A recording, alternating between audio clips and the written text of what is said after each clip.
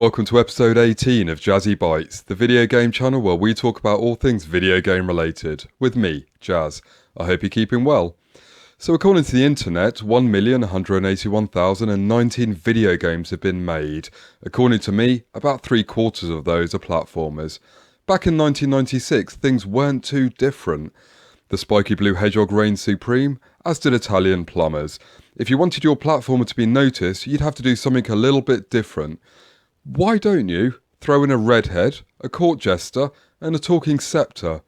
You may not be guaranteed to create the greatest platformer ever made, but you are absolutely guaranteed Pandemonium. Enjoy.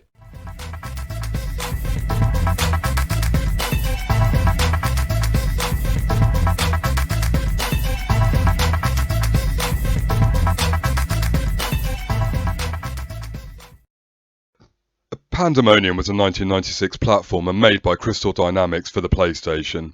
We have a fantasy-type setting, the mythical world of Lear, which is home to monsters, castles, dungeons, and unconfirmed but likely dragons. Lear is also home to a rather unemployed carnival jester named Fargus and his sidekick Scepter and sometime weapon Sid. Fargus and Sid, with delusions or possibly illusions of grandeur, decide to go to Lancelot Castle to enroll in wizard's training. There they meet the naive but talented Nikki.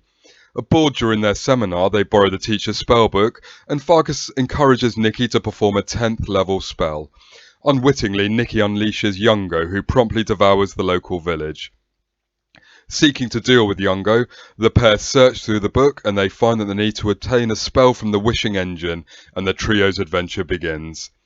Incorporating a 2.5D effect, so the 3D style polygons are used, but the gameplay is your standard left to right reach the goal type platformer. The game gives a good illusion of 3D through large looking environments with form, mid and background details, all combining to give an immersive experience. The game had a team of 30 working on it, and to all intents was a labour of love with extensive bug testing, polishing and a solid final product. They eventually find the wishing engine, and as a tester, Fargus wishes for a chicken just to make sure it works. Nikki wishes for the village to be returned as it was. They are returned to Lancelot Castle. Yungo spits out the village before he is sucked back into his own dimension. Fargus admits that he would like to spread joy and wishes for everyone to be like him, unwittingly turning everyone into Fargus clones. The trio resolve to make another trip back to the wishing engine. Pandemonium 2 is set sometime after Lara Croft has become a teenage boy's pin-up. Yes, I did have pin-ups of Miss Croft as a teenager. And sometime after the PlayStation was going for an even edgier look. Consequently, this game is more psychedelic. Fargus has completely lost his mind, and Nikki has grown up, and also seemingly found a SAS spell. The mystical comet of possibilities is passing over Lear as it does every 300 years. The trio race to get to the site of the comet, all with their own agendas. Nikki feels that it would be quicker to make a wish and take a shortcut to power rather than study hard. Fargus is obsessed with fire and just wants to touch the pretty flames, whilst Sid's motivation rests with offing Fargus and sidling up closer to Nikki. This is a massive breach of the bro code, by the way. They need to get to the comet before the Goon Queen does, as they all deem her wishes to be far less honourable. There are multiple endings. If you beat the game with Fargus, he becomes nature, much to Sid's annoyance. And if you beat the game with Nikki, she gains ultimate control over the cosmos, which includes a very provocative dance before travelling through the universe. Right, let's see, what else?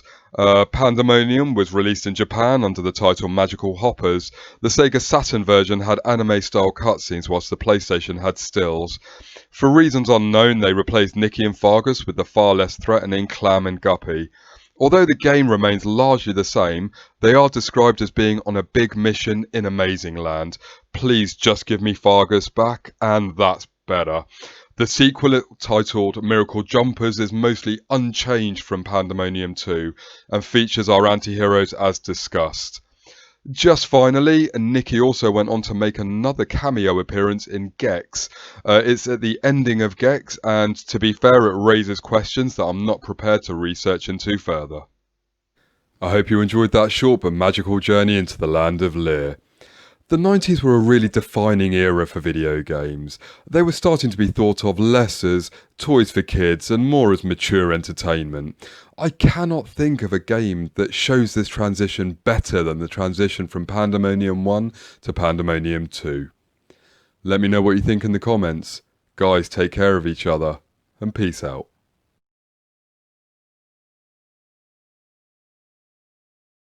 No need to be jealous of her. You know you're still my number one.